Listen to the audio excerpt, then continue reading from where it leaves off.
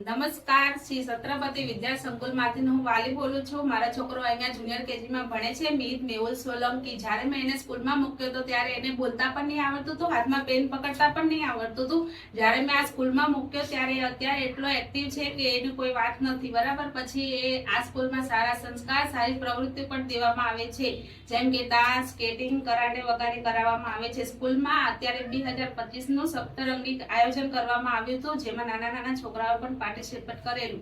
એ છોકરાઓને બરાબર ટ્રેન કરીને ટીચર લોકોને સ્ટેજ પર ઊભા રાખીને સારું પરફોર્મન્સ કરાવી, જે અમને એમની શું કહેવાય આપણે કલ્પના પણ નહોતી એમ, બરાબર। અને અહીંયાના ટીચર અને પ્રિન્સિપલ એ લોકોને તો એ વાત જ ન થાય આપણે, બરાબર ને।